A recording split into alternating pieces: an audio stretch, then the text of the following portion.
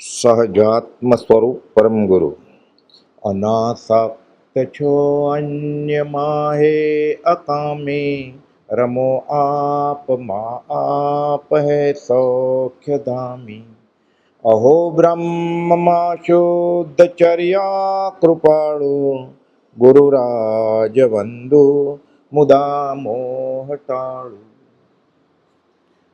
જૂઠાભાઈ અને જૂઠાભાઈને લઈને આ માર્ગમાં આવ્યા એ બધા ભક્ત રત્નો. દુનિયાને ખબર કેમ પડી કે કૃપાલદેવ છે? આ વચનામૃત દુનિયાને મળ્યું કેવી રીતે? અને મૂળમાં જૂઠાભાઈ છે. જૂઠાભાઈ અને અંબાલાલભાઈ સંવંત 1945માં ખંભાતના શ્રી અંબાલાલ લાલચંદને અમદાવાદના છગનભાઈ સાથે ધંધાકીય સંબંધ થતા પત્રવ્યવહાર શરૂ થયો.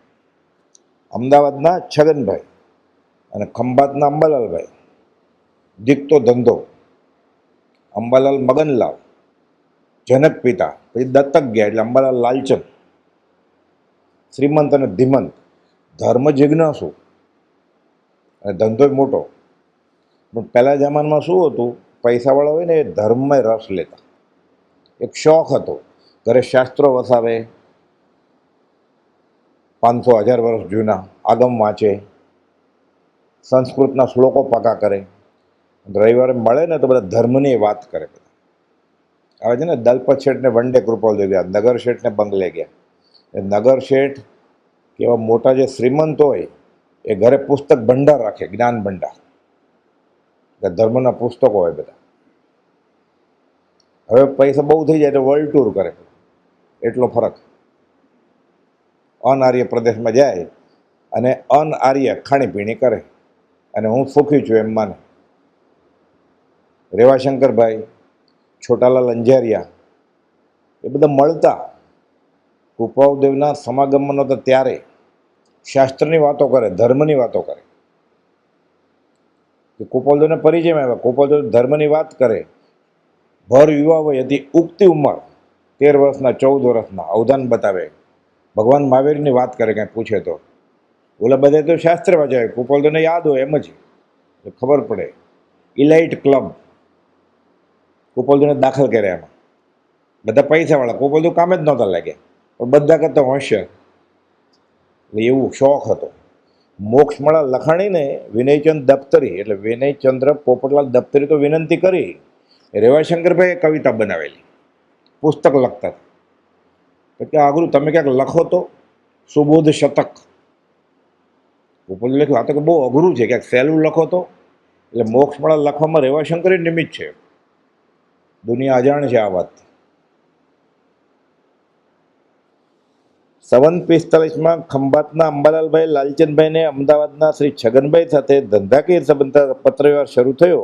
વાતચીત દરમિયાન છગનભાઈએ જૂઠાભાઈ સંબંધી વાત કરી. જૂઠાભાઈનો દીકતો ધંધો. એટલે છગનભાઈ જૂઠાભાઈને ઓળખે કે અમારા એક વેપારી છે કપડાના, અને વૈરાગી બહુ છે, સાવ નાની ઉંમરના છે. કોણ? જૂઠાભાઈ. તો વૈરાગની કવિતા બનાવે છે બધી.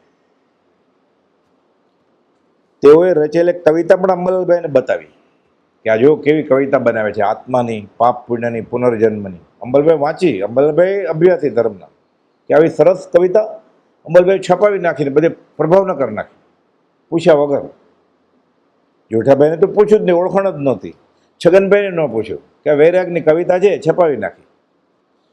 છગનભાઈએ અંબાલાલભાઈને ઠપકો આપ્યો કે મને પૂછવું તો જોઈએ, તો હું જૂઠાભાઈને પૂછત કે આ કવિતા છપાવાય કે નહીં.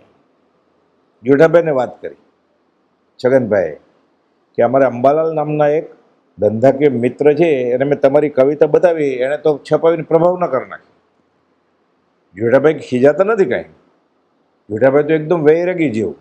અંબાલાલભાઈએ જૂઠાભાઈ એક પત્ર પણ અંબાલાલભાઈ ઉપર પાછ્યો કે ધર્મ શું છે મહાવીરનો, વિતરાગનો. અંબાલાલભાઈને ખબર પડી આ તો કોઈક હોશિયાર લાગે છે. ઉંમરમાં અવડા, બધા સમવયસ્ક, 20, 21, 22 વર્ષના. 23 વર્ષે તો જૂઠાભાઈ દેહ છોડી દીધો. એટલી નાની ઉંમરથી લોકો કર્મનો સિદ્ધાંત, પુનર્જન્મ અને મોક્ષની વાત કરતા હતા. અત્યારે રજાનો દિવસ હોય, રજા ક્યાં, સ્કૂલ કોલેજમાંથી આવે, બેટ ને બોલ લઈને ઉપડે મેદાનમાં, કાં સાયકલ લઈને ઉપડે. મોબાઈલ તો હોય જ 1,00,000-1,50,000નો ખીચામાં બધા. કાળ દોષ કળીથી થયો, નહીં મર્યાદા ધર્મ. જેઠાભાઈ એક પત્ર અંબાલાલભાઈ પર પાઠવ્યો. આ પત્રમાં જેઠાભાઈએ પ્રશ્ન પૂછેલ કે ધર્મ એટલે શું? કે તમે, મેં કવિતા તો લખીએ, તમે છપાવી નાખીને પ્રભાવ ના કરી ધર્મ સમજીને, તો ધર્મ એટલે શું? જેઠાભાઈ અંબાલાલભાઈને પ્રશ્ન કરે છે. હજી મળ્યા નથી રૂબરૂમાં. ધર્મ એટલે શું? તે કોની પાસેથી પ્રાપ્ત થાય? પુસ્તકમાંથી પ્રાપ્ત થાય, લાઇબ્રેરીમાંથી થાય, કે સંપ્રદાયના ગુરુજી હોય, કુળગુરુ, એની પાસેથી પ્રાપ્ત થાય, કે ક્યાંથી પ્રાપ્ત થાય? જેઠાભાઈ આવો પ્રશ્ન કરે છે અંબાલાલભાઈને. હજી આ ભાવે મળ્યા નથી, નક્કી પૂર્વ ભાવે મળ્યા જોઈએ ને બધા.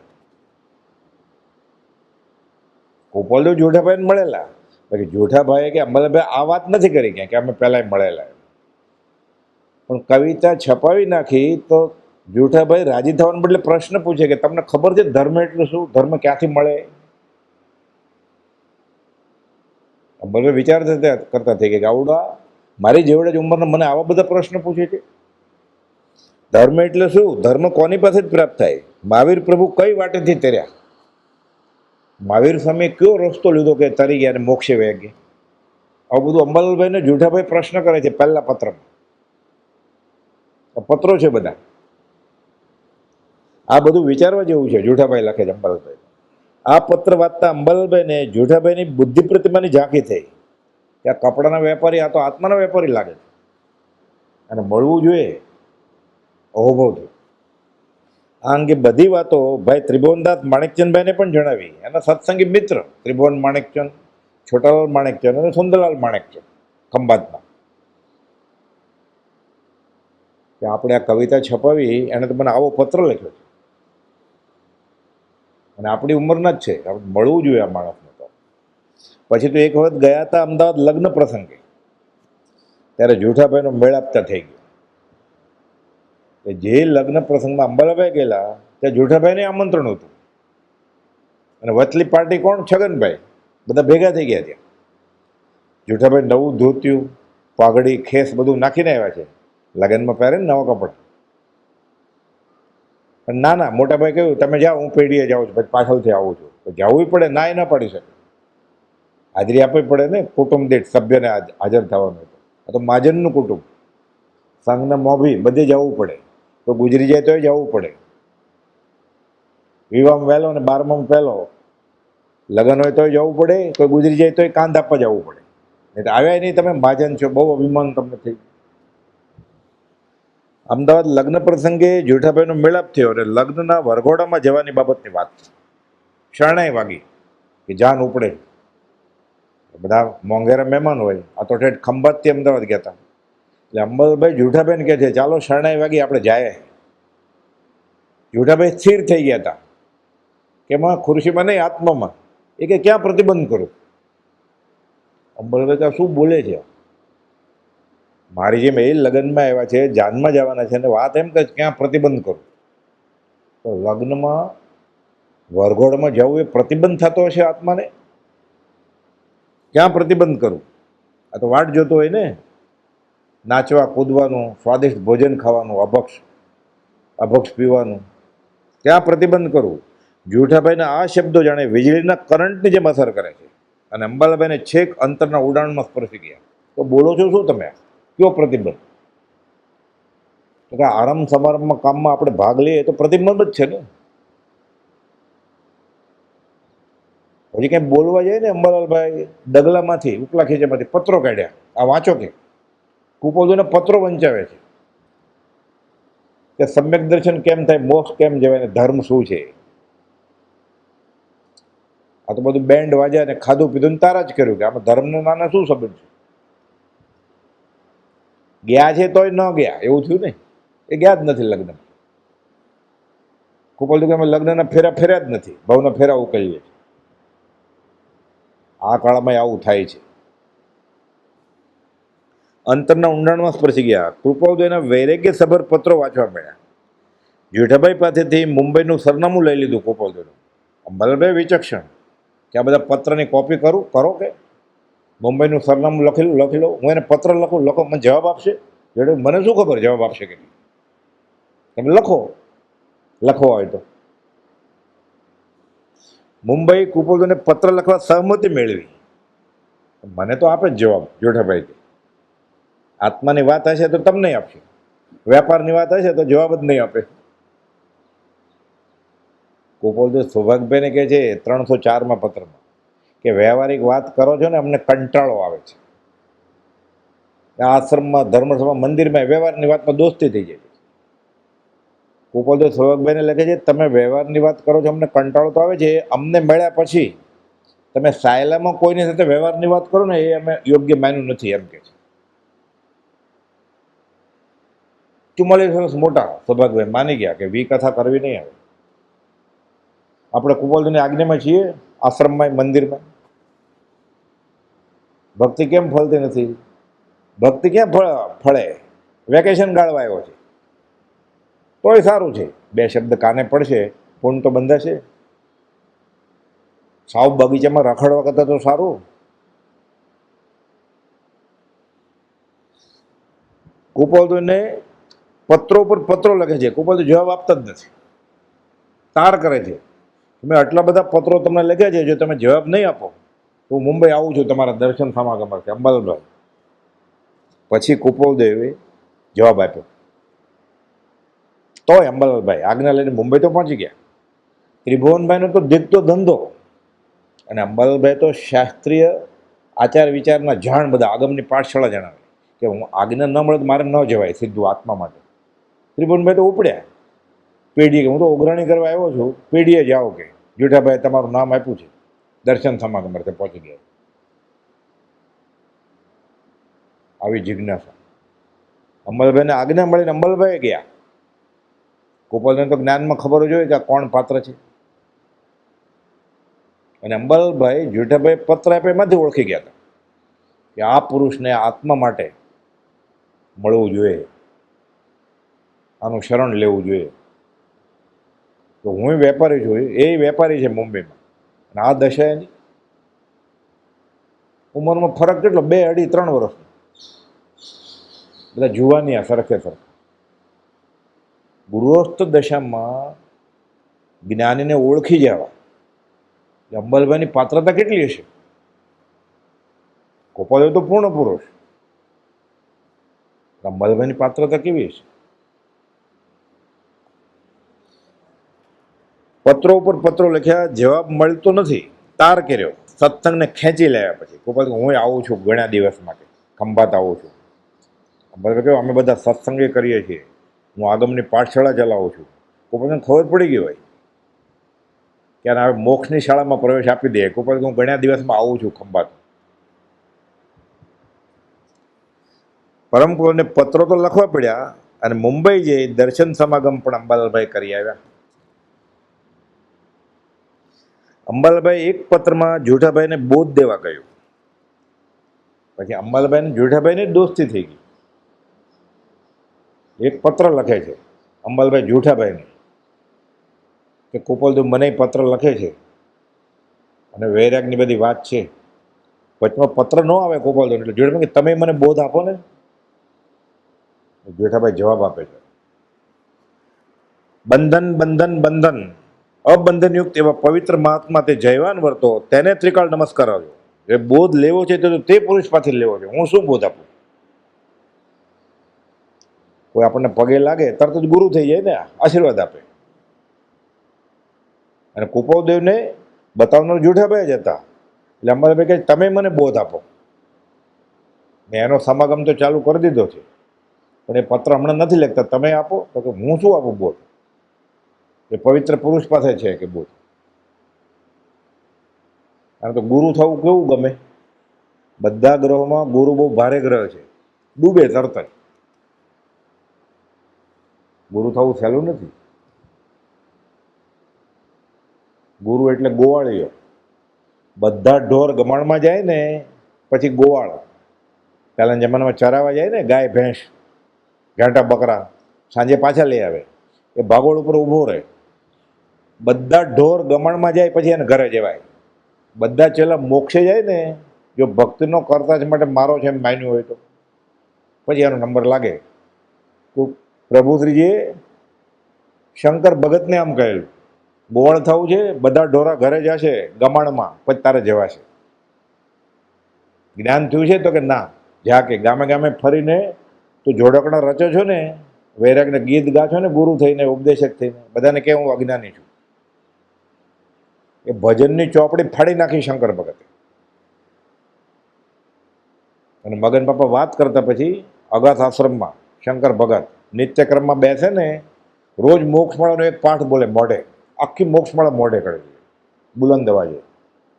અને ભક્તિ પતી જાય, બે ભક્તના ક્રમ વચ્ચે બાલદી લે, સાવણો લે, કૂતરાની વિષ્ટા સાફ કરે અગાથ આશ્રમ. ગુરુજી હતા એ, માથે પ્રભુશ્રીજી હતા. આપણે માથે કોણ છે હવે? મગનનું કે સાવણો લઈ, ડોલ લઈ એટલે બાલદી લઈ વિષ્ટા વાળતા કૂતરાને, અને બુલંદ અવાજે રોજ નિત્યક્રમમાં મોક્ષવાળાનો એક એક પાઠ બોલે. શિક્ષાપાઠ 1 વાંચનારને ભલામણ, પછી શિક્ષાપાઠ 4 માનવ દેહ, પછી શિક્ષાપાઠ 108 રોજ એક એક પાઠ બોલે બુલંદ અવાજે. એને ભજનની ચોપડી ફાડી નાખી પ્રભુજી. ગુરુ એક જ શ્રીમદ રાજચંદ્ર, ભગવાન એક જ શ્રીમદ રાજચંદ્ર, ગુરુ ભગવાન એક જ શ્રીમદ રાજચંદ્ર. તો એવું હોય, ગુરુ ને ભગવાન અલગ અલગ હોય ને. ભગવાન બતાવે ગુરુને. ગૌતમ ગંડરના ગુરુ કોણ? મહાવીર સ્વામી. ગૌતમ ગંડરના ભગવાન કોણ? મહાવીર સ્વામી. ગુરુ ને ભગવાન એકેય હોય. અમે ગુરુ થતા નથી, ગુરુ બતાવીએ છીએ. પ્રભુશ્રી બ્રહ્મચર્યજીએ આ જ વાત કરી. અને ગુરુ મળી જાય છે. આશ્ચર્ય છે મોટું. દુનિયામાં કેમ અજાયબી છે બધી, કુતુબનો મિનારો, પીઝાનો ટાવર, ફ્રાન્સનો તાજમહાલ, એમાં આ કાળમાં ગુરુ મળી જાય છે કે આશ્ચર્ય છે. બંધન બંધન બંધન અબંધન એવા જે પવિત્ર મહાત્મા તે જયવાન વર્તો, તેમને ત્રિકાળ નમસ્કારો. જે બોધ લેવો છે તે તો તે પુરુષ પાસે જ લેવો છે. આ પામર શું લખે કે હું તો પામર છું, હું શું લખું તમને? વૈરાગની કવિતા છે, લખે છે, છપાવે છે અંબાલાલભાઈ. જેઠાભાઈને ખબર છે કામની છે બધાને, તો કે હું શું બોધ આપું? માટે આપણે સર્વે બંધુઓ એમ ઈચ્છો કે થોડા કાળ તે કલ્પદ્રુમની છાયા નીચે જઈને રહીએ. કલ્પદ્રુમ ઈચ્છિત ફળ આપે. દ્રુમ એટલે ઝાડ, કલ્પ વૃક્ષ જુગલિયાના વખતમાં હોય ને, કલ્પ વૃક્ષ છે. સંકેત જોઈએ છે આપશે, મોક્ષ જોઈએ છે આપશે. કે આપણે બધા બંધુઓ ભેગા થઈને એની છાયામાં બેસીએ કે તો કામ થશે. કે કોની? કૃપાળદેવની છાયામાં. તો ગુરુ થઈ ગયા તો અંબાલાલભાઈના તો ખંભાતનો આખો સંઘ એના હાથ નીચે આવી જાત ને. આપણે બધા કલ્પદ્રુમની છાયા નીચે જઈને રહીએ એવો કોઈ વખત આવો, આને માટે મહેનત કરો. આપણે બધા એ ગુરુના ચેલા થઈને રહીએ. અને આપણને જે જોઈએ છે, આપણે સમ્યક દર્શન, મોક્ષ એની પાસેથી મળી ગયા છે. બીજા એક પત્રમાં પરપરિણતિ ત્યાગવાનું કહી શિવગુણાંગ સૂત્રની શાખ આપી જણાવે છે કે અધ્યાત્મમાં ઘણા આગળ વધેલ પણ હજી કેવળ જ્ઞાન નથી થયું, છદ્મસ છે, તો મૌન રહેવું શ્રેષ્ઠકર છે. એ કે કરવાનું. આપણે મત મતાંતરમાં પડવાનું નહીં. આગમની વાત લખે છે પત્રમાં જેઠાભાઈ અંબાલાલભાઈને, કે આગમમાં આમ લખ્યું છે કે કેવળ જ્ઞાન ન થાય ત્યાં સુધી મૌન રહેવાનું. એણે કહ્યું છે કરવાનું. કે ભગવાન મહાવીર પોતે 12.5 વર્ષ મૌન રહેલા. 3 જ્ઞાનના ધણી તો હતા જન્મથી, દીક્ષા લીધી મનઃપ્રયોગ જ્ઞાન થયું, તો એ કેવળ જ્ઞાન નહોતું એટલે 12.5 વર્ષ મૌન રહ્યા. તો આપણે બધું તૈયાર મળ્યું છે કે બસ આપણે એના ગુણગ્રામ ભાવ, એણે કહ્યું છે કરો. જેઠાભાઈ અને અંબાલાલભાઈ વચ્ચે પત્ર માટે તો સમાગમ થતો, રૂબરૂમાં મળે એવું કોઈ નિમિત્ત મળી જાય તો. એકંદરે માત્ર 1.5 વર્ષનો સમાગમ થયો. 46માં તો દેહ છોડી દીધો અષાઢ સુદ નોમમાં. 45માં સમાગમ થયો. 1.5 વર્ષનો સમાગમ જેઠાભાઈ ને અંબાલાલભાઈ. પણ ઘનિષ્ઠ સમાગમ એક પત્ર આવે એમાં ચોંટી જાય બરોબર. તો ઘણા લાંબા લેખથી ને પુસ્તકથી શું, એક જ પત્રથી જ્ઞાન થાય તો એને પુસ્તક ભંડારનું શું કામ છે? રૂબરૂમાં ફરી પણ અંબાલાલભાઈ અમદાવાદ સમાગમે પધારેલ. એક વેળા જેઠાભાઈને કોર્ટનું વ્યવહારિક કામ હતું, ત્યારે મુખ્ય કોર્ટ ગુજરાતની વડોદરામાં હતી, એટલે અમદાવાદથી વડોદરા આવવું પડે. તો જેઠાભાઈને એવું કંઈક કામ નીકળ્યું પ્રોપર્ટીનું, બહુ મોટું કુટુંબ ને મોટી પેઢી. જેઠાભાઈને એક વેળા કોર્ટનું વ્યવહારિક કામ હતું, તો વડોદરા મુકામે અંબાલાલભાઈ સમાગમ અર્થે પહોંચી ગયા. પત્ર લખે છે કે મારે ફલાણી તારીખે વડોદરા કોર્ટમાં હાજર થવાનું છે. એ તો જજ બોલાવે ત્યારે, બાકી 3-4 કલાક તો લાઈનમાં જ બેસવાનું હોય ને. 10 મિનિટનું કામ હોય જજનો, ચુકાદો આવે ત્યાં સુધી. તો 4 કલાક શું કરશું? કે તમારે અનુકૂળતા તમે આવો, આપણે કોર્ટમાં સમાગમ થશે. અમલભાઈ પહોંચી ગયા. સવારથી સાંજ સુધી સમાગમ તો કર્યો, 3:30 વાગે ચુકાદો આવે. અમલભાઈ કહે છે હવે મારે ઘરે આવો. જેઠાભાઈ ઘરે આવ્યા. ખંભાત કોર્ટનો કેસ હોય, આપણને સત્સંગ ગમે.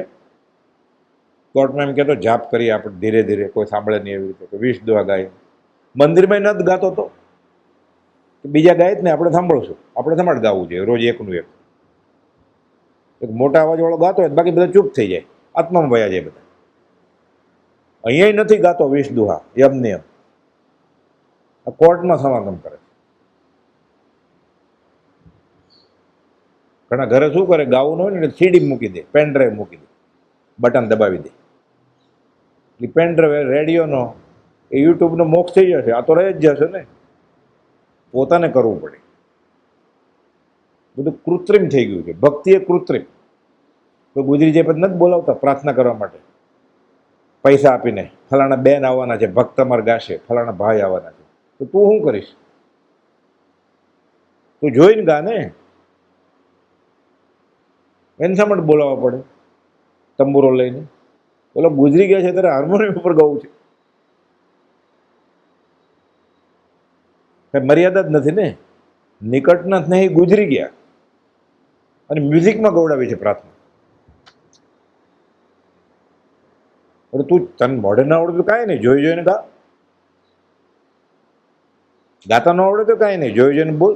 હે ભગવાનનો બહુ ભૂલી ગયો, 18 પાપતનક બોલ. કોને સમજાય થોડું કે આ ગયા મારે જવાનું છે, થોડો ફાયદો થાય ને. એટલે 20,000 લઈ જાય, બધા જમે મોંઘું મોંઘું, 1200-1500ની થાળી, મીઠાઈ ને ફરસાણ, પછી વહી જાય કે શોક સભા હતી. ઓલો સંદેશ આવે તમારો બહુ આભાર તમે આવેલા એટલે. આપણે ન ગયા હોય તો સંદેશ આવે કે તમારો આભાર તમે આવેલા એટલે. અને ધર્મનો ભાગ સમજત લોકો. કાળદોષ કળીથી થયો નહીં મર્યાદા ધર્મ, તોય નહીં વ્યાકુળતા. બધા ભેગા થઈ ગયા હોય પછી માળા કરે તો કોઈને ગવડાવવા ન બોલાવે, માળા કરે તો ભક્તિ ન થાય.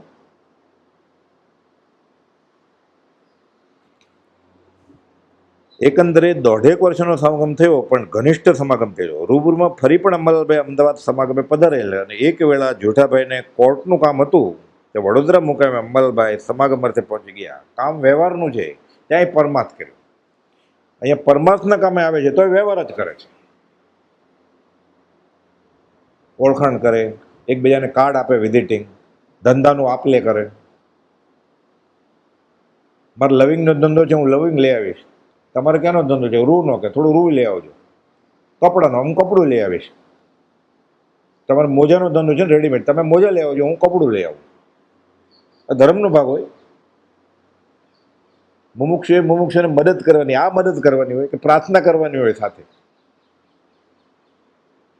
કોઈ કદાચ ગરીબ હોય સાવ અને એને લીધે ભક્તિ અટકી જતી હોય તો છુપી રીતે કોઈને ખબર ન પડે એને જઈને આપી આવાય, એટલે તું શાંતિથી ભક્તિ કરજે, તારી આગળ પૈસા નથી તો એ બરોબર. માર્ગાનુસારનો ગુણ છે. આ તો આપે છે એ એટલો પૈસાવાળો છે, લે એ એટલો પૈસાવાળો છે, દોસ્તી થાય ને. ઓલો તદનો વેપારી છે લવિંગનો, ઓલો કપડાનો વેપારી છે હોલસેલનો, બે એટલા જ પૈસાવાળા છે. ત્યાં વ્યવહાર હોય, ભાગીદાર થઈ જશે. વર્લ્ડ ટૂર સાથે કરશે, ફરવા કે હાલો નાયગ્રા ફોલ જોવા, તો કે હાલો, ઓળખાણ થઈ જાય ને. તો સરખે સરખા લઈ જાય ને. છોકરા તો કોઈ આવે નહીં બાપા સાથે કે સાસરા સાથે, વહુ આવે. પછી આવા સિનિયર સિટીઝન ક્લબ થઈ જાય ને બધા ફરવા ઉપડે. પછી ગોવાની ટ્રીપે નરકમાં ભેગા થાય. પછી ના ખાવાનું ખાધું હોય, ન પીવાનું પીધું હોય, એટલે નીચે ભેગા થાય બધા. પછી પાછા ત્યાં તો અવધિજ્ઞાન એટલે ખબર પડે કે તારે લીધે, ઓલો કે તારે લીધે તું લઈ ગયેલો. પહેલાં ગયેલા ત્યારે તું લઈ ગયેલો, બીજી વાર હું લઈ ગયેલો, યાદ આવે છે. અવધિ જ્ઞાન હોય તમારા બધાને, ભાવ પ્રત્યે અવધિ જ્ઞાન હોય કે અહીંયા કેમ આવવાનું થયું, આને લીધે, ઓલો કે આને લીધે. કદાચ ભૂલી જાય ને તો પરમાત્માને યાદ કરાવે એમ શાસ્ત્રમાં લખ્યું છે. એ આટા મારતા હોય કે ઓલું ભૂલી ગયો છે કેમ અહીંયા આવવાનું થયું, કે આને લીધે, તારા આ મિત્રને લીધે, તારી પત્નીને લીધે, તારા પતિને લીધે. હું ગણિત છે વિતરાગ વિજ્ઞાન. વળતી પેલા જેઠાભાઈ ખંભાત પણ પધારે છે અને રોકાય છે સત્સંગ માટે. આપણે કોઈક હવે શું કરીએ, મોટો બગીચો હોય, મોટું મેદાન હોય કે બિલ્ડિંગ હોય, ત્યાં ફરવા લઈ જાય ને. મુંબઈ જાય તો ગેટવે ઓફ ઇન્ડિયા રાણીબાગમાં લઈ જાય, કોઈ દિલ્હી જાય તો ત્યાં કુતુબ મિનાર જોવા લઈ જાય. તમે આવ્યા છો કેટલા વખતે, સત્સંગ કરે છે.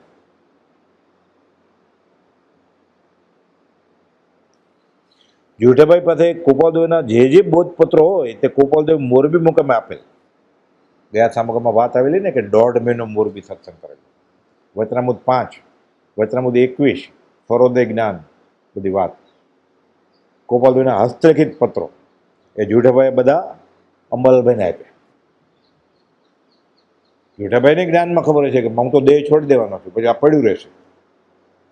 બધું ભેદી થયું છે આ બધું. તાજી ઓળખાણો અંબાલાલભાઈને શા માટે પત્ર આપવા જોઈએ? પોતે ન રાખે. આપણી પાસે ગોપાલદેવનો પત્ર હોય હસ્તાક્ષરો, આપણે રાખીએ ને. બહુ બધો ઝેરોક્સ આપીએ, કોઈકને ફોટો આપીએ. જેઠાભાઈ આપી દે છે બધા પત્રો. ઝેરોક્સ તો હતું જ નહીં. કેમ? એને ખબર હશે કે હું આટલું જ જીવવાનું છું. કેમ ખબર પડે આપણે? જેઠાભાઈ પાસે ગોપાલદેવના જે બોધપત્રો હોય તે ગોપાલદેવ મોરબી મુકામે આપેલ તત્વનો બોધ, વચનામૃત 5, વચનામૃત 21, સરોદય જ્ઞાન વિશેની માહિતી વગેરે બધું લખાણ અંબાલાલભાઈને આપી દે છે. બધા પ્રસંગો ભેદી થયા છે. એમ કોઈ આપે? આપણી પાસે ગોપાલદેવ કંઈક મોજું કે એવું વાપર્યું હોય, ગ્લાસ, આપણે કોઈને આપીએ? રાખી મૂકીએ ને. આપી દે છે. ગૃહસ્થ દશામાં ગોપાલદેવને ભગવાન તરીકે ઓળખી જવા એટલે જેઠાભાઈને અંબાલાલભાઈની દશા કેવી હશે? સૌભાગભાઈને પ્રભુસિંહને બ્રહ્મચારીની દશા કેવી હશે? એટલે મહાવીરને ઓળખવો હોય ને તો મહાવીરને ઓળખનાર ગોપાલદેવને ઓળખવા પડે. ગોપાલદેવને ઓળખવા હોય તો ગોપાલદેવ જે ઓળખી ગયા છે એ બધાને ઓળખવા પડે પહેલાં. પછી બીજું બધું વાંચવાનું. પહેલાં આનું જીવન વાંચવાનું, સૌભાગભાઈનું, જેઠાભાઈનું, પ્રભુસિંહજીનું. સિદ્ધાંત પછી. સિદ્ધાંત તો અંતે સિદ્ધ થઈ જ ગયું છે, આપણે શું વાંચવાના? અનંત જ્ઞાનીઓ કહી દીધું છે આ વાંચવું પડે કાલે. પણ પોતાની બુદ્ધિમાં રૂચે ને વાંચ્યા જ કરે, બહુ વાંચે, ધર્મનું જ હોય, પણ શું વાંચવું એ ખબર ન હોય. એટલે બ્રહ્મચારી કહે છે એટલે વાંચનાર ને ભલામણ, પહેલો પાઠ એ લખ્યો કે વાંચતા જ નથી આવડતું કે આ જીવને. એટલે બ્રહ્મચારી કહે છે પહેલો પાઠ મોક્ષવાળામાં વાંચનારને ભલામણ લખ્યો કે વાંચતા નથી આવડતું એટલે શું વાંચવું એ તને કહું. એટલે અધ્યાત્મમાં કેમ આગળ વધવું તો એ પહેલાં મોક્ષવાળા પ્રવેશિકા વાંચવાની. એટલે કયું શાસ્ત્ર કેમ વાંચવું એ ખબર પડી જાય.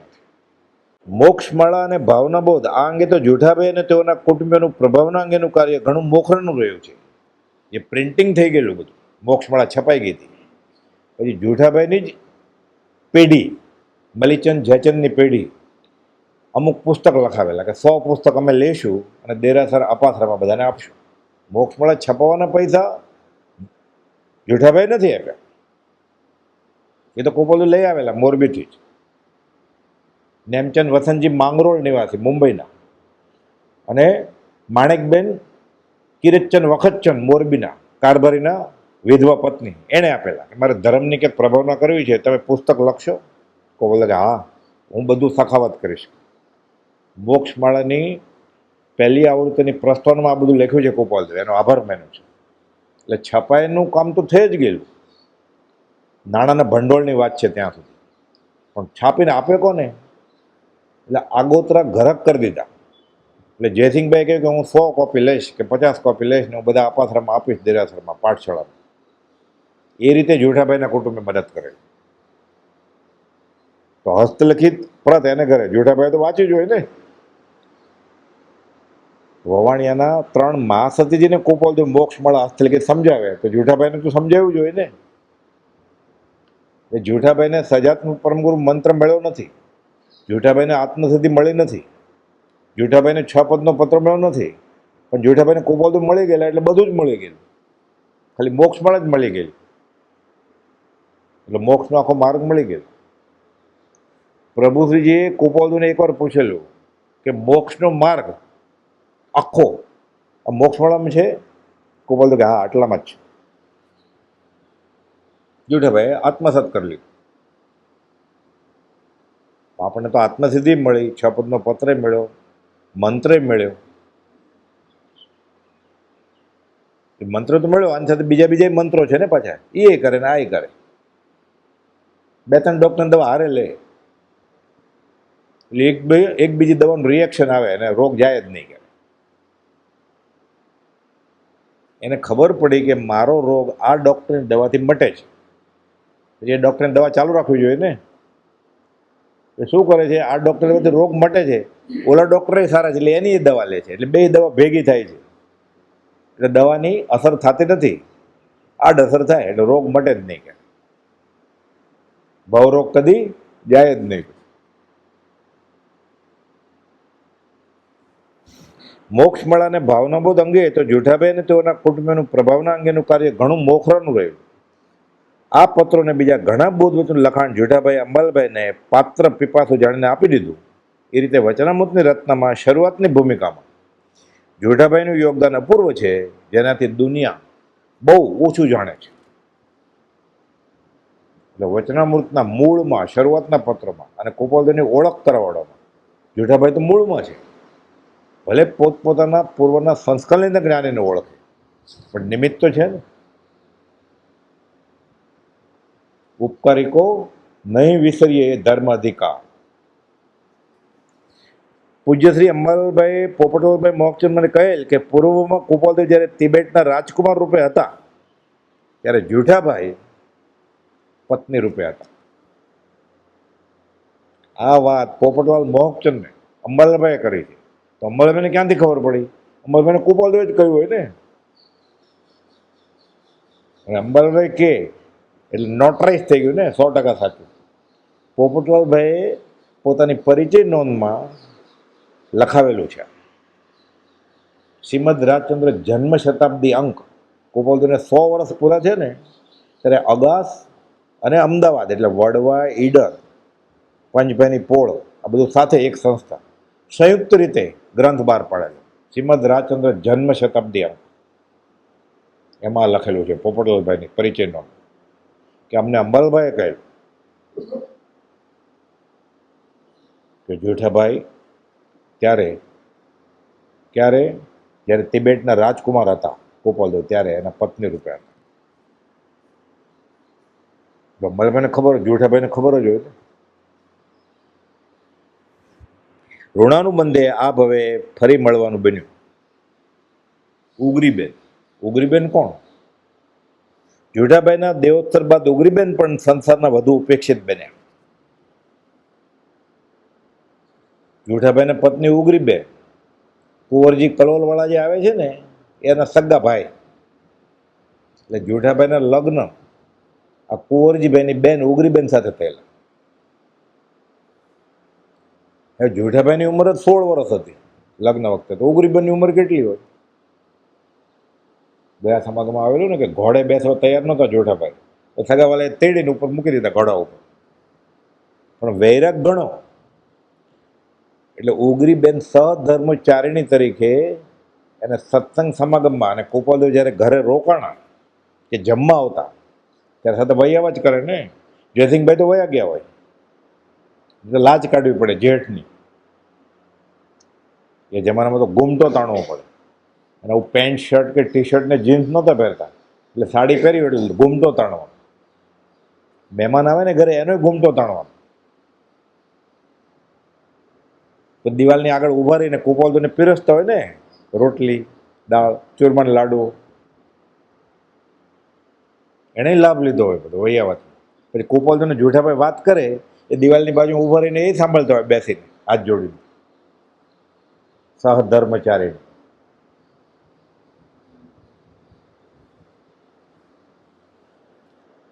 ઉગરીબેન પણ સંસારના વધુ ઉપેક્ષિત બની ગયા. પછી તો પૂર્વના સંસ્કારી હતા એમાં જોધાભાઈનો દેહ છૂટ્યો 23મી વર્ષે. એ જમાનામાં વિધવા થાય, કાળો સાડલો પહેરવાનો સ્થાનકવાસીનો, પછી બજરિયા કલરનો આવ્યો, ડાર્ક મરૂન કલર, પછી વાદળી આવ્યો અને સફેદ. હવે તો ગુજરી જાય કે જીવતા હોય બધા. એ જ ટી શર્ટ ને એ જ પેન્ટ ને એ જ ઘરેણા ને એ જ મેકઅપ હોય, વાળે રેંગ્યા હોય, એટલે ખબર જ ન પડે કે આ કુંવારિકા કન્યા છે કે પરણી ગઈ છે કે પરણવાની છે કે વિધવા છે, કંઈ ખબર જ ન પડે. આ તો આર્ય સંસ્કૃતિની વાત છે.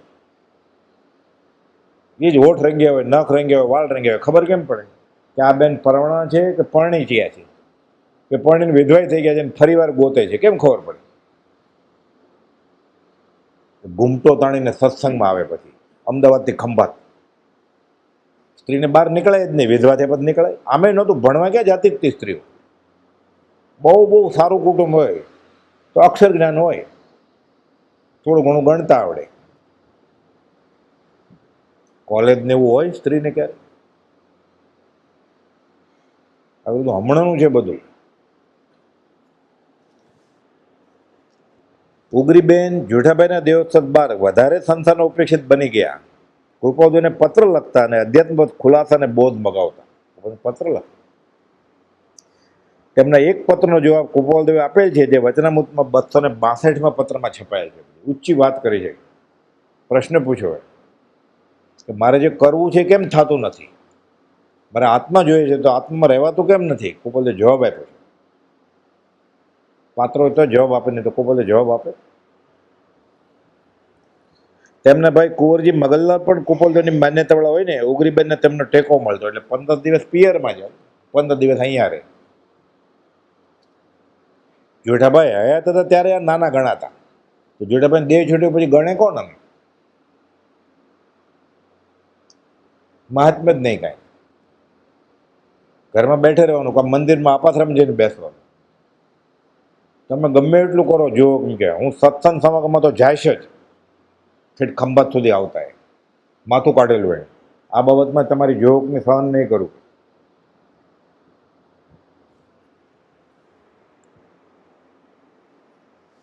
તે જમાનાની 20-22 વર્ષની વિધવા સ્ત્રીને સમાજની પ્રથા મુજબ ઘરના ખૂણામાં બેસવાનું ને કાં તો મંદિર અપાશ્રમમાં જવાનું હોય. જૈનેતરમાં જ એવું હતું, મુંડો વાળ કાઢી નાખવાના, બધા ઓઢવાનું. તો પુરુષ આવે ને, દૂધવાળો આવે, દરજી આવે, ઉઘરાણી આવે, તરત જ ઘૂમટો તાણવાનો. હજી અમુક કુટુંબમાં છે આવું, હજી કે ત્યારે તો હોય જ ને. ઉગરીબેને જયસિંહભાઈને કહેલું, હું તો અંબાલાલભાઈ અને પોપટલાલભાઈ વગેરેના સત્સંગમાં તો જઈશ જ, મારે ધર્મ કરવો. ઘર કુટુંબીઓના અને સમાજના વિરોધની દરકાર કર્યા વગર ઉગરીબેન મુમુક્ષુનો સત્સંગ કરતા. અંબાલાલભાઈ બધા એ જ ઉંમરના, 2-4 વર્ષ મોટા અંબાલાલભાઈ ઉગરીબેન કરતા. આવે ખંભાત, રે ક્યાં પછી? અંબાલાલભાઈને કરે. તો અંબાલાલભાઈની પત્નીને કઈ સત્સંગ સમાગમમાં રસ નહોતો, અંબાલાલભાઈ માટે જ આવતા હતા. અંબાલાલભાઈ, છોટાલાલભાઈ, છગનદાનજી, બધા નાની ઉંમરના હતા. પોપટલાલભાઈ, ગોપાલદેવ એક વર્ષ નાના પોપટલાલમાં, એની સાથે બેસે, સમાગમ કરે. એટલે સરખા જ થયા ને બધા. જોઠાભાઈ જેવડા જ થયા ને બધા, એની સાથે સમાગમમાં કે એમાં તો હું જાશ જ. સમાજ ગમે એ બોલે, તમે ગમે ના પાડો. ગોપાલદેવની સેવા અને સત્સમાગમનો જ્યારે પણ જોગ મળે ત્યારે છોડતા નહીં. અને છેલ્લે 57-57માં તો વઢવાણ, સુરેન્દ્રનગર અને છેલ્લે રાજકોટ પણ ગોપાલદેવની સેવામાં ચૈત્રવદ ચોથ 57 સુધી સાથે રહેલા. વઢવાણ મુકામે રસોઈ કરે, અંબાલાલભાઈ જ રસોઈ કરે. ઉગરીબેન આવે તો ઉગરીબેનને છૂટ. ગોપાલદેવ પછી રાજકોટ જાય છે, એ સાથે જાય છે રાજકોટ ઉગરીબેન. ચૈત્રવદ પાંચમના દિવસે તો ગોપાલનો દેહ છોડ્યો ને, ચોથને દિવસે ગોપાલદેવ કહે છે ઉગરીબેનને, જાઓ અમદાવાદ વયા જાઓ. જાય છે થેલી લઈને, પૂછાય નહીં કેમ, નીચું જોઈને પાછા બોલાવે છે, અહીંયા આવો. પોપટ તમને પૂછશે અમારા વિશે, તો શું કહેશો? શું કે બહુ માંદા છે? કહેજો અમે ઈશ્વરના ધામમાં છીએ, ભગવાનના ધામમાં છીએ. એટલે કુપોલદેવનો આત્મામાં સમાઈ ગયા છે, એટલે ભગવાન થઈ ગયો. ચૈત્રવદ ચોથને દિવસે કુપોલદેવ તેમને ઘેર જેવા કહ્યું, એટલે તેઓ અમદાવાદ પાછા ફરે છે. અંતિમ વિદાય વેળા સંદેશો મોકલે કે પોપટ પૂછશે તો કહેજો અમે ભગવાનના ધામમાં છીએ. આ બધું નોંધાયેલું છે તારીખ વાર સાથે. એ ગયા પોપટલાલ મોહકચંદ આગળ કહેવા માટે, અમદાવાદના ને પોપટલાલ મોહકચંદ, તો તાર આવ્યો કે કુપોલદેવ ગુજરી ગયા છે પાંચમ નથી. પોપટલાલ મોહકચંદને આજ્ઞા નહોતી આપી, બહુ લાગણીશીલ હતા. પોક મૂકે, હિસ્ટેરિયાની ફીટ આવી જાય, આઘાત લાગે, એટલે એને અવાજ નહોતા દીધા. અંબાલાલભાઈને ખંભાત મોકલી દેતા વડવાનથી. 1 મહિનો સાથે હતા અંબાલાલભાઈ કે જાઓ ઘરના માણસોનું મન સાચવો. બધા ફરિયાદ કરવા ગયેલા અંબાલાલભાઈના સસુર પક્ષના કે તમારી પાછળ આ ગાંડા થઈ ગયા છે, એને અમારી દીકરીનું ધ્યાન નથી રાખતા. અંબાલાલ બોલતા જ નહીં પત્ની સાથે. હાથી પતત ના નહીં, નાથી પતત હા નહીં. એટલે કુપોલદેવને ફરિયાદ આવી. એટલો વૈરાગ હતો, દુશ્મની નહીં, દ્વેષ નહીં.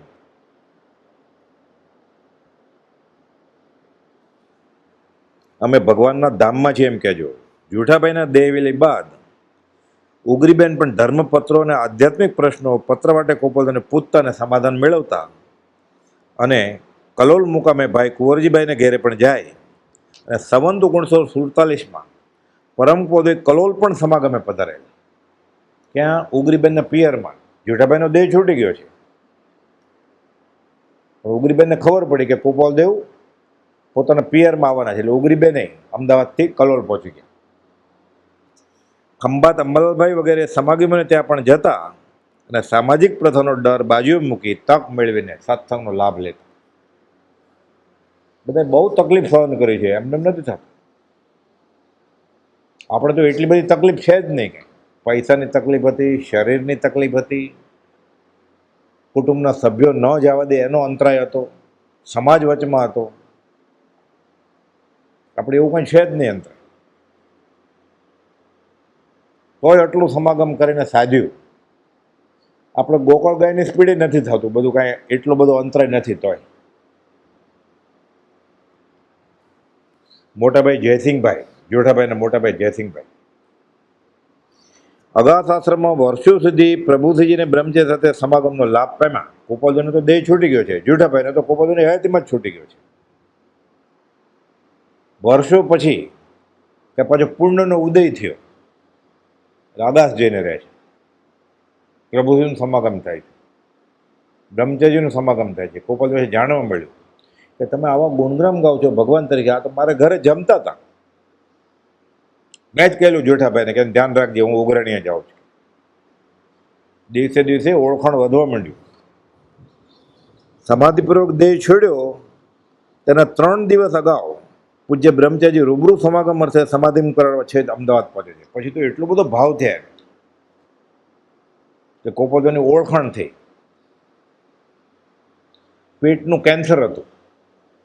અગાસમાં શું થાય, અને કુટુંબીઓ બધા કુપોલદેવને ખાસ માને નહીં, એટલે અમદાવાદ આવી ગયા.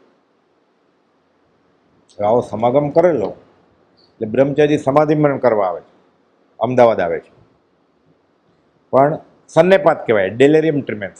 એટલે બકવાસ કરે, એટલે કે ઓળખે બોળખે નહીં, ખાસ કાંઈ સાંભળે નહીં. એક દિવસ થઈને બ્રહ્મચારી પાછા આવી ગયા, અને કુટુંબીઓને કાંઈ રસ જ નહોતો. સંપ્રદાયમાં તો શું હોય, સંસારો બધું હોય, સંપ્રદાયની ક્રિયા હોય. સમાધિમરણની વાત તો આખી અલગ જ જાતની છે ને. પણ પછી બ્રહ્મચારી પોતે લખે છે કે છેલ્લા 3 દિવસ પછી બુદ્ધિ સવળી આવી ગઈ અને અન્ન જળનો ત્યાગ કરે છે. સગાલ હું કાંઈ ખાઈશ નહીં, પીશ નહીં, અને સજાત્મક પરમગુરુ મંત્રના સ્મરણ સાથે દેહ છોડે. અગાધ ક્ષેત્રે ભોયરામાં ગુરુ મંદિરમાં કુપોલદેવની આરસની ભવ્ય પ્રતિમા ભરાવાનું સૌભાગ્ય જયસિંહભાઈને પ્રાપ્ત થયું. જે અગાસ ભોયરામાં જે પ્રતિમા છે ને આરસની, એ જયસિંહભાઈ ઉજમશીએ ભરાવી છે. અગાધ ક્ષેત્રે ભોયરામાં ગુરુ મંદિરમાં પરમ કુપોલદેવની આરસની ભવ્ય પ્રતિમા જે ભરાવાનું સૌભાગ્ય પણ જયસિંહભાઈને પ્રાપ્ત થયું હતું. આ પ્રતિમા પૂજ્ય જેઠાભાઈના સ્મરણાર્થે લખેલું છે પૂજ્ય જુઠાભાઈના સ્મરણા છે એ પ્રતિમાની નીચે. સંવંત 1984 જેઠ સુધી પંચમી તારીખ 24/5/1928 એ દિવસે પધરાવવામાં આવી. 16 દિવસ અગાઉ અગાસ્ટેસને આ મૂર્તિના પ્રથમ દર્શન થતા ટ્રેનમાં આવે ને ત્યારે વેગનમાં લગેજ તરીકે બરોબર લપેટીને ઘાસ સૂકા ઘાસમાં 16 દિવસ પહેલા આવેલી ત્યાં અગાસ્ટેસને પૂજ્ય બ્રહ્મચર્યજી ઉલ્લાસિત વૃત્તિએ ભાવ વિભોર પદ બનાવેલું કે આજ ગુરુ રાજને ગાયે ગૌરવે પદ બનાવ્યું. એ પ્રતિમા આવી ત્યારે એ પ્રતિમા ભરાવી કોણે? જયસિંહભાઈ ઉજમશીએ, જેઠાભાઈની યાદગીરી રૂપ. ગુરુ મંદિરનું ભૂમિગૃહ પણ બંધાયું વાયરાનું. સાથે વીર સંવંત 2052 કુપોદોની પાદુકાજી અને વીર સંવંત 2457 ત્રણેય છત્રીઓ કરાવી. એ પણ જયસિંહભાઈ ઉજમશીએ ભરાવી. અગાસ આશ્રમમાં જોઠાભાઈના સ્મરણાર્થે એક મકાન 13 નંબરનું છે, જૂની ભોજનાલયની સામે 13 નંબરનો બંગલો છે. એ પૂજ્ય શ્રી જોઠાભાઈના સ્મરણાર્થે જયસિંહભાઈ બનાવેલો છે અને આશ્રમને અર્પણ કર્યો. પછી લખેલું છે પૂજ્ય જોઠાભાઈ ઉજમશીના સ્મરણાર્થ, હસ્તક જયસિંહભાઈ. સંવંત 1975 જોઠાભાઈના સ્મરણાર્થે જયસિંહભાઈ અમદાવાદમાં દિલ્હી દરવાજા બહાર લાલ બંગલા તરીકે ઓળખાતું મકાન બનાવ્યું. આજે પણ શ્રીમદ રાજચંદ્ર ગુરુ મંદિર તરીકે ઓળખાય છે અમદાવાદમાં લાલ બંગલા. પછી ખબર પડી કે જૂઠો સાચો હતો, અમે બધા જૂઠા હતા. પૂર્વ ઇતિહાસ ને સત્સંગનું મહાત્મ્ય. તો જયસિંહભાઈને આટલું બધું કેમ અનુભવ આવી ગયો? પહેલાં તો કુપોદો ઘરે રહેતા તોય જોઠાભાઈને સોંપીને ઉઘરણી વયા જતા, સંઘના કામ માટે વયા જતા, અપાસરે વયા જતા. તો પૂર્વ ઇતિહાસ જોઈએ થોડોક, એટલે ખબર પડે કે સત્સંગનું મહાત્મ્ય કેટલું છે અને કુસંગનું ફળ કેટલું ખરાબ હોય. દિવાળીબાઈ સાધ્વીના સંગે કુપોદો પ્રત્યે જોઈએ એવો ભાવ ન થયો. બધી વાત કરે કે અમારા ઘરે આવા મહેમાન આવે છે, બધી અધ્યાત્મની મોટી મોટી વાત કરે છે. આપણને જે ન સમજાતું એ સમજાવી દે છે પૂછ્યા વગર, મનની વાતે કરે છે. કેવળી તીર્થંકર જેવી વાત કરે છે. જયસિંહભાઈ ત્યાં જઈને વાત કરે. દિવાળીબાઈ સાધુને ખબર પડી કે આપણા મોભી નીકળી જશે, તો એક પગ નીકળી જશે તો પડશે. એટલે કે આ બધું બરોબર, ગૃહસ્થ છે ને, સંસારી છે ને, દીક્ષા ક્યાં લીધી છે? એટલે ભાવ ઘટી ગયેલા. વચનામૃતની પહેલી આવૃત્તિ બહાર પડી ત્યારે તેમને ભેટ રૂપે મળી. કેમ? મોક્ષમાળા છપાવવામાં ફરક આગોતરા કરી દીધેલા ને. એટલે વચનામૃત આવ્યું એ જયસિંહભાઈ કે મેં અભય ઉપર મૂકી દીધું કે હવે એમાં શું છે? દીક્ષા તો લીધી નથી શ્રીમદ રાજચંદ્ર. વચનામૃતની પહેલી આવૃત્તિ બહાર પડી, તેમને ભેટ રૂપે મળી, પણ તેમણે અભય પર મૂકી દીધું. પૂર્વ પુણ્ય પ્રભુશ્રીજી અને બ્રહ્મચારી વગેરેના સમાગમે કુપોદોનું ફરી ઓળખાણ જાગ્યું. પછી કહેતા રડતા રડતા આંખમાં, બધાને બધું મળજો પણ કુસંગ ના મળજો. ગમે એવી સજા થાવ મારા દુશ્મનને, એને કુસંગ ના મળતા, એટલે ભવ ન બગડી જાય. ભલે એક ભવ મારજો, એને બધાને બધું મળજો પણ કુસંગ ન મળજો. આ ઉદ્ગાર જયસિંહભાઈના અંતરના ઊંડાણથી પશ્ચાતાપૂર્વક નીકળ્યા છે. બ્રહ્મચર્યજી આના ઉપર એક કવિતા લખી નાખી કુસંગના કુફળ ઉપર. બળવું ભલું અગ્નિ વિશે કે ઝેર પી મરવું ભલું, ડૂબવું દરિયે ભલું વા સિંહ સંગે એકલું, વસવું વને તે તો ભલું પણ સેવવો કુસંગના, સંકટ નડે સૌ એક ભવ મિથ્યાત્વ નડતું ભવ ઘણા. કુસંગ કરીશ ને મિથ્યાત્વ થશે તો ભવ ભવ નડશે. કે છે અગ્નિમાં બળી મરવું ભલું છે, ઝેર પીને મરવું એ ભલું છે, દરિયે મધ દરિયે ડૂબી જાય હોડીમાંથી કૂદીને તોય ભલું છે, જંગલમાં સિંહની સાથે રહેવું એ ભલું છે. કેમ? આ બધામાં એક જ ભવ જશે ને, મરી જશે. તો મિથ્યા તો હશે આ કુસંગના યોગે, તો ભવે ભવ નડશે. આ સંકટો બધા એક ભવ નડે છે. મિથ્યાત્વ રૂપી સંકટ કુસંગ ભવે ભવ તને ફળ આપશે, નડશે. સત શ્રદ્ધા જ નહીં થવા દે. એટલે સપનામાંય પણ કુસંગ ન આવજો મને, રૂબરૂમાં તો નહીં, સપનામાંય નહીં. જડબે સલાક શાયક ભાવે નીકળી જવી પડે આ ભાવ, નહીં તો ફળ થાય નહીં. બધી દવા હારે રહે તો કેવી રીતે ફળ થાય?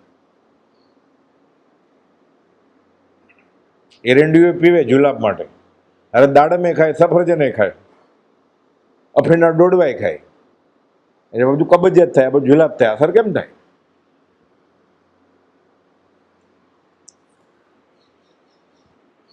કહેતા ભૂલે ચૂકે પણ અસત્સંગના ફંદામાં ફસાશો નહીં. પોતાના સંપ્રદાયને એક સાધ્વી બ્રહ્મચારી લખે છે, કુસંગરૂપ આર્યા દિવાળીબાઈ. પત્ર છે. એનું રૂપ શું હતું? કુસંગ રૂપ હતું. એમ એ કુસંગથી કેવી અંતરાય પડી તે રડતા રડતા જણાવતા કે ધર્મ પામવામાં કુસંગ એ મોટામાં મોટો અંતરાય છે. સત્સંગ ન હોય તો વાંધો નહીં, કુસંગ થાય એટલે હશે એ વયું જશે. સત્સંગ નહીં હોય તો આગળ નહીં વધાય. કુસંગ હશે તો જે હશે એ વયું જશે, કમાણી કરતા ગુમાણી થઈ જશે, ખાલી થઈ જશે. પોતાના ઘેર ભગવાન પધારેલા તે યાદ કરીને કહેતા કે મેં તો ગોપાલદેવને મારા ઘેર જમાડેલા, આગતા સાગતા કરેલી, પણ અસત્સંગનું ઝેર ન ગયું તો ન જ ગયું. ગોપાલદેવ દેહ છોડી દીધો 33 વર્ષ ને 5 મહિના. હવે શું? અનાદિ વિશ્વને આરે પછી કહો મળીશું ક્યારે? ક્યારેય નહીં, પછી મળે. કુસંગને લઈને સામાન્યપણું થઈ ગયું કે આ તો ગૃહસ્થ છે, શીખવાડેલું ને સાધ્વીએ. આ સાથે વળી સામાજિક વડપ્પન, સંઘના પ્રમુખ હતા. મોભો વિશાળ ધંધો ને સંપ્રદાયની ગાઢ અસર, પૈસા ભરપૂર કમાય, ગણવો પડે ને, સમૂહનું કરવું પડે ને, એમાં ને એમાં કેવું વધારે પૈસા કમાય જ ને, એટલે પૈસા નથી કમાતો, એ પાપ કમાય છે. પરિગ્રહ પાપનો બાપ છે. શ્રાવકના બધા વ્રતોને દૂષિત કરે. હું દાનમાં વાપરીશ. તારે કાદવમાં હાથ નાખવો છે, પછી હાથ ધોવા છે તો કાદવમાં નાખવો છે શા માટે? હું કમાઈશ ને, કમાવાનું ચાલુ રાખીને દાન કરીશ. તારે કાદવમાં ગટરમાં હાથ નાખવો છે પણ ધોવો છે, કે ગટરમાં નાખ જ નહીં ને તું. ગળે ઉતરે આપણને ઘણા લાંબા કાળના સમાગમ પછી આ ગળે ઉતરે ને. આપણે દાન કરીએ કોઈને, આપણે બધા વખાણ કરે અને કેવું આનંદ આવે, છાતી ફૂલે, મારી તકતી મુકાઈ ગઈ. કોઈ આપણને કે તમે મુમુક્ષુના ઉપકારી છો, બધાને મફત ફ્રેમ આપે, કેવો આનંદ આવે. ફ્રેમ આપી, દ્રષ્ટિ મળી, સમ્યક દર્શન, એ કામનું છે. સામાજિક વડપ્પન, વિશાળ ધંધો, સંપ્રદાયની ગાઢ અસર, જયસિંહભાઈ લાભ ન લઈ શક્યા. માત્ર ઓળખીતા મેળાપી એવો ભાવ રહ્યો.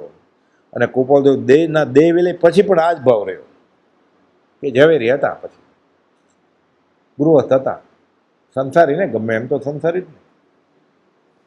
અને જૂઠા એ તો પૂર્વના સંસ્કાર અને વૈરાગ્ય ઉપાથી પોતાની અંતરદશાને બહુ બહુ ઉપર ઉઠાવી. પછી કહેતા ઉગરીબેન પણ સંસ્કારી કુટુંબનો વૈરાગી ઊંચો જીવ, એટલે સુશીલ વર્તનથી વર્તી તેણે પણ શાંતિપૂર્વક ઘણું ભક્તનું ભાથું બાંધ્યું. સહને ઘણું કર્યું. અમે એને તો ગણતા જ નહીં કે, પણ એણે તો ભક્તનું ભાથું બાંધી લીધું. તેઓની એટલે જેઠાભાઈને ઉગરીબેનની હયાતીમાં માન, કુલ સંપ્રદાયના સંસ્કાર, અસત્સંગ, કુસંગ વગેરે લઈને તે બંનેને પણ અમો ન જ પીછાણી શક્યા. ગોપાલદેવને જ ન ઓળખે તો ઉગરીબેનને જેઠાભાઈને ક્યાંથી ઓળખે? શ્રીમદ રાજચંદ્ર ગ્રંથની પ્રથમ આવૃત્તિ છપાઈ, ભેટ મળી, પણ શ્રદ્ધા નહીં એટલે કબાટમાં જ રહી ગઈ. ભાગ્યયોગે પ્રભુશ્રીજી મળ્યા અને છેવટે બધું સવળું થયું. આખી વાત પત્ર સુધામાં 991માં નવી આવૃત્તિમાં 1225માં પત્રમાં લખી છે બ્રહ્મચારી. કુસંગરૂપ આર્યા મળ્યા દિવાળીમાં. બીજાની નિંદા નહીં, પણ કુસંગનું ફળ કેવું ખરાબ હોય છે. બધાને બધું મળજો, કુસંગ નહીં મળે. દૂરથી નમસ્કાર કરીને ભાગી જવા. પ્રભુશ્રીજીને જયસિંહભાઈ, પ્રભુશ્રીજી જયસિંહભાઈને એક પત્રમાં સનાવાદ એટલે મધ્યપ્રદેશ લખે છે કે આપનું સમજવું, આપનું વિચારવું આપના ક્ષવપશમ પ્રમાણે છે. બુદ્ધિ બહુ છે તમને, તમારી બુદ્ધિ પ્રમાણે વિચારો છો. હું સમજું છું એમ તમને મનમાં રહી ગયું છે. અમારી સમજમાં આવું આવવાથી તમને અમે કાંઈ સલાહ આપતા નથી. તમને પોતે જ એમ લાગે છે કે હું બધું સમજું છું, તો હું શું સલાહ આપું? ક્યાંક પત્ર લખ્યો કે તમે કહો, તો હું શું કહું? તમને એમ છે હું બધું સમજું છું તો કે છે સંસારમાં માન મોટાઈ માટે જગતના જીવો કાળ વ્યતીત કરે છે, તેથી આત્મા બંધનથી છૂટતો નથી. તો જાગૃત થાવ હવે. પછી એક પત્ર લખે છે મંડાળાથી, એમાં લખે છે કે તમને વિકલ્પ ન થાય અને સંભાવ વર્તે એટલે હું કહું છું કે હું સમજું છું, હું જાણું છું, આ બધા ભાવ કાઢો. હવે એક પત્રમાં પછી લખે છે કે તમે તો અવસરના જાણ છો. હવે આખો દિવસ અગાસના પ્રમુખ હતા ને, આ વ્યવસ્થા એમ કર્યા કરવામાં શું આત્મહિત છે? ખરો મુમુક્ષુ વહીવટમાં પડે જ નહીં ક્યારે. અગાસના પ્રમુખ છે, પ્રભુજીને પત્ર લખે છે આશ્રમના પ્રમુખને, લખાણમાં છે કે આખો દિવસ આ વ્યવસ્થા ને તે વ્યવસ્થા એમ કર્યા કરવામાં તમારું આત્મહિત શું છે? આત્માની કાળજી રાખવાની છે. તમે મારી પ્રકૃતિ સંબંધમાં પૂછો છો કે કેમ છો, તમે નથી જાણતા કે મારો આત્મા તો આનંદની ખાણ છે. તબિયત કેમ છે? તબિયત ક્યાં કે હું આત્માના આનંદમાં છું, કે શરીર ક્યાં મારું છે? પ્રભુજી કે પણ તમે આ વ્યવસ્થા તે વ્યવસ્થા કર્યા કરશો તો આત્માનું હિત ક્યારે થશે? આત્માની કાળજી રાખવાની છે. સ્વાર્થ નથી પ્રભુજીને આશ્રમનો, સામેવાળાનું ભલું થાય, આ દયા. એ રાજીનામું આપી દેતો આશ્રમના પ્રમુખ તરીકે નીકળી જાય ને, સાચું લાગે તો આત્મા મળી જાય ને. સામેવાળો જીવ વહેલો છૂટે અને હું છૂટું, આ દયા.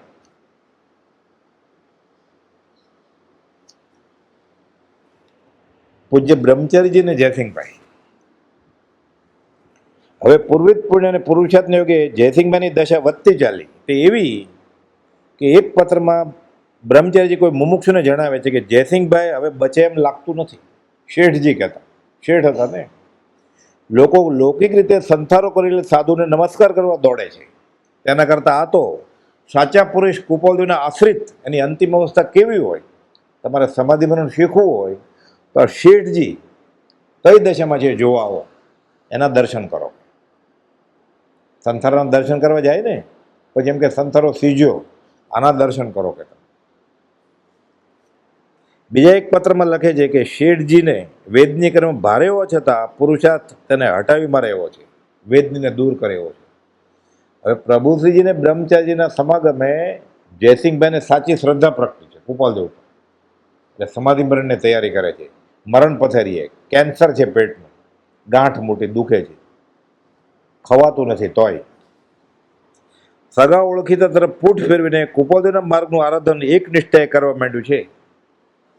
પરમ કુપાલદેવના પ્રભુશ્રીના આશ્રયે બીજાને આર્ત ધ્યાન થાય એવા સંજોગોમાં તેઓ ધર્મ ધ્યાનમાં છે. જી આ બોધામૃતમાં 261માં પત્રમાં લખ્યું કે આ દશાએ છે.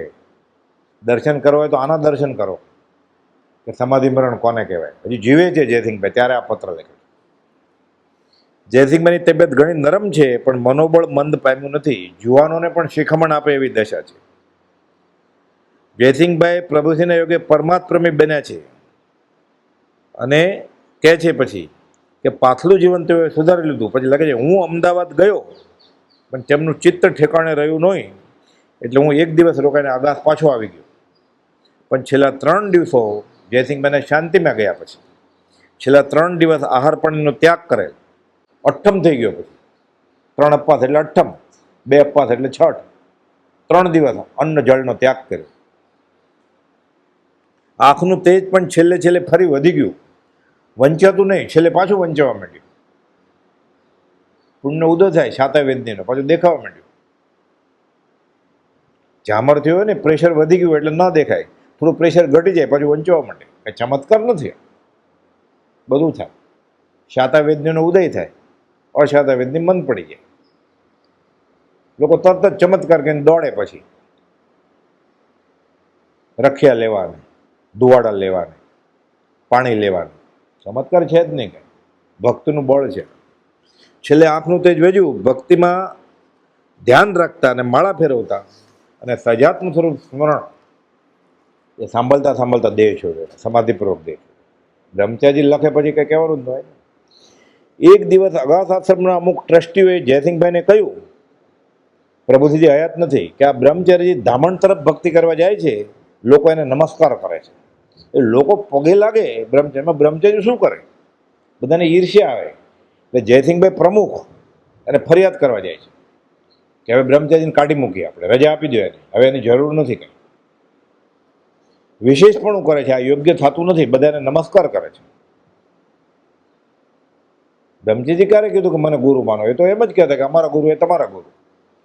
એ તો એમ કહેતા મોટા મહારાજે નહીં, અમને મોટા મહારાજે શીખવાડ્યું છે કે ગોપાલદેવ આપણા ગુરુ. એ તો કહેતા અંબાડી હાથી ઉપર શોભે, ગધાડા ઉપર નહીં. બ્રહ્મચારી ગુરુ થયા જ નથી. લોકો નમસ્કાર કરે, એમાં બ્રહ્મચારી શું કરે? બધા ફરિયાદ કરે છે અને જયસિંહભાઈને કહેવાય કે આને કાઢી મૂકો. જયસિંહભાઈએ જવાબ આપ્યો, પથારીમાં સૂતા સૂતા, એ ભેખધારી પુરુષે બધું છોડી દીધું છે એણે, તનસે મનસે ધમસે. વિલ્સન કોલેજના BA, આણંદના કલેક્ટર થવાના હતા, એ બધું છોડી દીધું છે, ભેખધારી છે. પ્રભુજીએ એને મુખ્ય બ્રહ્મચારી સોંપણી કરીને ધર્મ સોંપ્યો છે. આપણે એમના માટે કોઈ વિકલ્પ કરવો નહીં, આપણે એને શિખામણ દઈ શકીએ નહીં. હવે આ બાબતમાં ચર્ચા કરવા માટે મારી પાસે ક્યારે આવતા નહીં, ખબરદાર. આ બ્રહ્મચારીજી જીવન જ્યોતિ નામનું પુસ્તક છે, ધામણના મહારાજે બહાર પાડ્યું છે. એમાં પાના નંબર 41 ને 42 ઉપર આ વાત છે કે મહેરબાની કરીને મારી પાસે બ્રહ્મચારીજીની ફરિયાદ કરવા આવું નહીં. એ ભેખધારી પુરુષ, એને ધર્મ પ્રભુજીએ સોંપ્યો છે, પ્રભુજીએ બધું બરોબર જ કર્યું છે, એટલે આપણે એમાં એને શિખામણ આપી શકીએ નહીં. આ દીનચંદ્રજી મહારાજ ધામણના, એને જીવન જ્યોતિ પુસ્તક લખ્યું છે, એમાં લખી છે. એને બ્રહ્મચારી ઉપર બહુ અભાવ હતો, પ્રભુજી ઉપર બહુ અભાવ હતો. પણ પછી આ કાળ દોષ કળીથી થયો એટલે કે વિખવાદ થયો ને બે ફાટા પડી ગયા. મગન બાપા વાત કરતા કે ત્યાં પ્રભુજીને બ્રહ્મચારીજીને એવી ભક્તિ કરતા, 20 દુહા, યમ નિયમ. શિવજી દેવજી મઢડાવાળાને પ્રભુજીએ ગોપીની ભક્તિ શીખવા માટે ધામણ મોકલેલા અગાસથી. 1 મહિનો ત્યાં રહ્યો અને બીજું અગાસ ઊભું થવાનું હતું, ઊભું. પણ આ કાળમાં બધું તો કાળને મંજૂર ન હોય ને, એટલે ફાટા પડી ગયા. પણ આપણી પાસે સત્પુરુષની વાત છે, સત્પુરુષને ઓળખી જનાર સત્પુરુષની વાત છે. એ જૂઠાભાઈની સ્તુતિ છે, 4 લીટીની નાની એવી. જૂઠાભાઈ એ તો લૌકિક નામ જ, દેહધારી દાખલ સત્ય, પણ આત્મદશાએ હતો તે તો ખરેખરો વૈરાગ્ય. વિતરાગનો એ પરમ રાગી ને સંસારનો પરમ જુગુપ્સિત, ધર્મ આહલાદમાં દેહ છોડે જે લઈ મોક્ષગામી સંકિત. પૂર્ણ પુરુષ રાજપ્રભુને પણ ઉપજાવે પરમાત્ ખેદ, જેની વિસ્મૃતને અવકાશ ક્યાંથી પ્યામાએ દશા અભેદ. સત્પુરુષનું યોગ બળ જગતનું કલ્યાણ કરો, સહજાત્મ સ્વરૂપ પરમ ગુરુ.